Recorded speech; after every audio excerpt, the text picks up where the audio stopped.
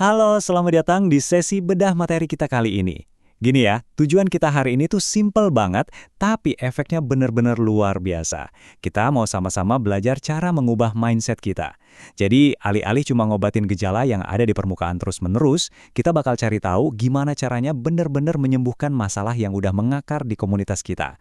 Nah, kita bakal membedah sebuah teknik investigasi yang super keren, namanya teknik tapi mengapa.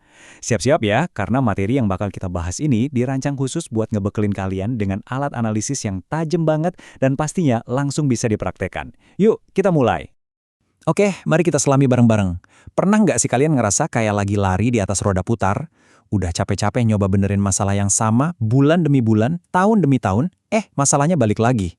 Entah itu fasilitas umum yang selalu aja rusak, masalah sampah yang numpuk terus, atau program kesehatan yang nggak pernah nyentuh target.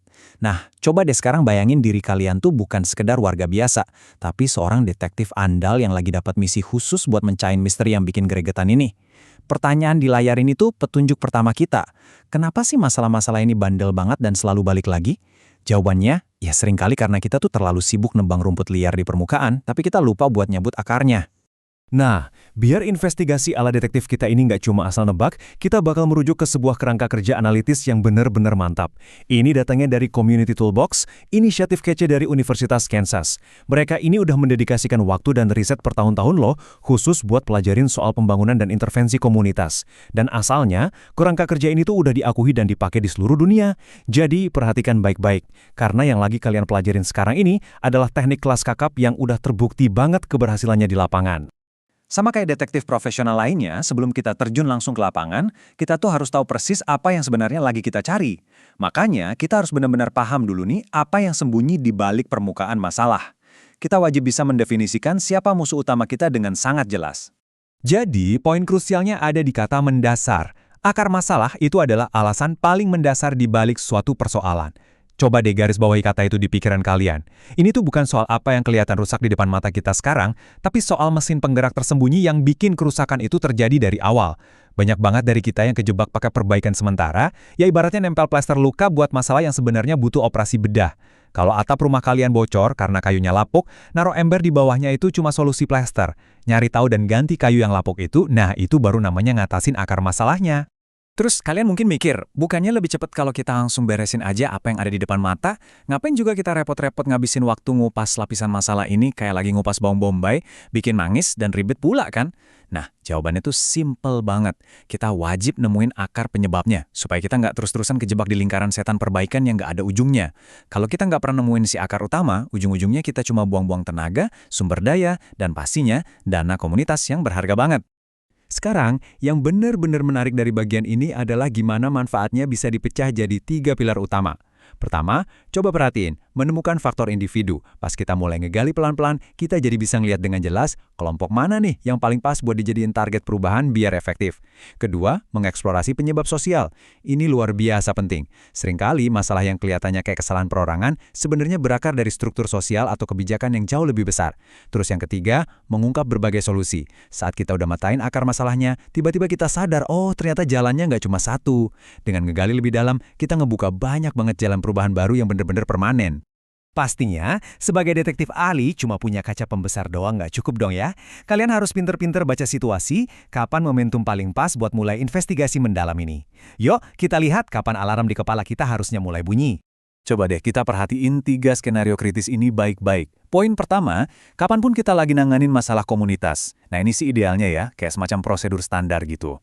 Tapi coba lihat poin kedua. Bayangin ada sebuah komunitas yang saking semangatnya, mereka secara buta ngedukung sebuah solusi populer. Padahal, kalian tahu banget solusi itu sama sekali nggak nyentuh penyebab aslinya. Ibaratnya meleset jauh banget. Atau yang tiga, kondisi yang paling bikin geleng-geleng kepala. Yaitu waktu ada ketidaktahuan massal, atau malah penyangkalan keras soal kenapa suatu masalah itu bisa terjadi. Di titik inilah, analisis kita bakal beraksi layaknya pedang tajam yang ngebabat abis semua kebisingan dan penyangkalan itu. Sekarang, mari kita beralih dan ngelihat gimana kerangka ini nyambung satu sama lain di dunia nyata. Teori sih emang penting banget, tapi sekarang waktunya kita gulung lengan baju. Siap-siap ya, kita bakal lakuin simulasi cepat, gimana ngeksekusi teknik tapi mengapa ini secara langsung. Oke, mari kita atur panggungnya. Anggap aja kita lagi ada di rapat warga, terus ada yang ngangkat satu masalah. Intinya, terlalu banyak atau mungkin terlalu sedikit orang yang melakukan sesuatu. Ini adalah petunjuk awal di permukaan, semacam titik masuk buat kita. Misalnya nih, terlalu banyak remaja yang putus sekolah di daerah kita. Atau kok sedikit banget ya warga yang mau pakai fasilitas taman? Nah, ini kan pernyataan fakta sederhana yang kelihatan dan bisa disetujui sama semua orang di ruangan itu kan? Dan tepat disinilah peran krusial kalian dimulai. Alih-alih buru-buru bikin program hukuman atau kampanye mahal, kalian cukup natap masalah itu, ambil jeda sebentar, lalu lontarkan pertanyaan skeptis ini. Tapi, mengapa? Cuma 2 kata loh, tapi dampaknya langsung ngubah total dinamika di ruangan itu. Intinya, kalian nolak mentah-mentah nerima masalah permukaan itu sebagai hasil akhir. Kalian nuntut investigasi yang jauh lebih dalam. Biasanya nih, sebagai respons, orang-orang bakal ngasih jawaban pertama yang paling gampang dan masuk akal. Karena, dan disinilah alasan dangkal di awal muncul. Ya karena remajanya pada malas belajar, atau karena warganya emang nggak peduli sama taman. Keren, kita nggak akan nolak jawaban ini, karena ini tandanya kita baru aja berhasil mupas lapisan kulit paling luar dari masalahnya.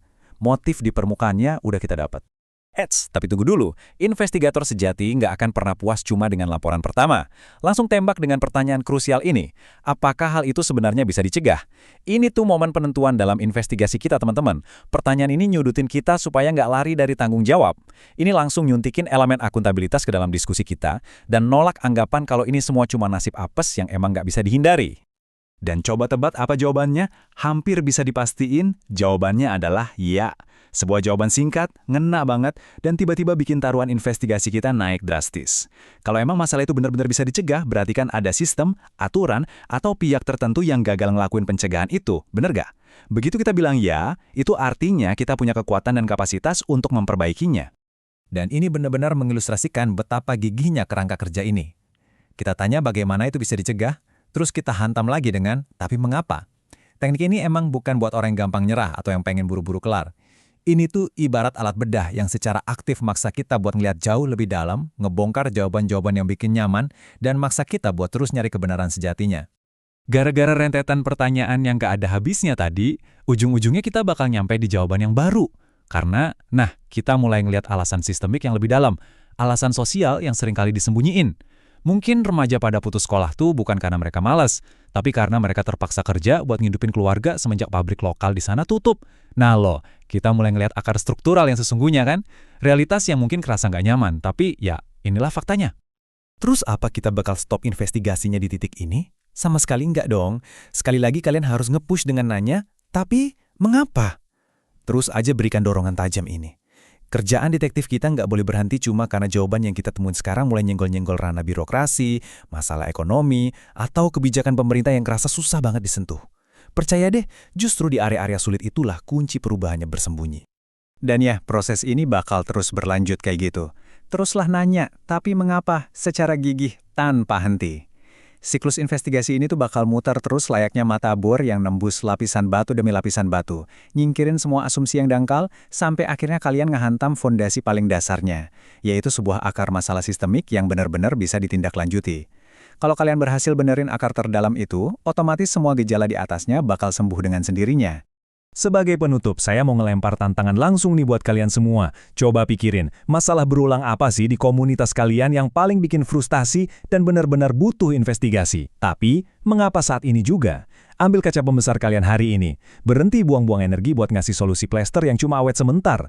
Tantang narasi permukaan di sekitar kalian. Telusuri akarnya dengan berani, dan jadilah inisiator perubahan yang nyata dan permanen. Terima kasih banyak udah ngikutin sesi bedah materi yang luar biasa ini, dan selamat memulai investigasi kalian di lapangan.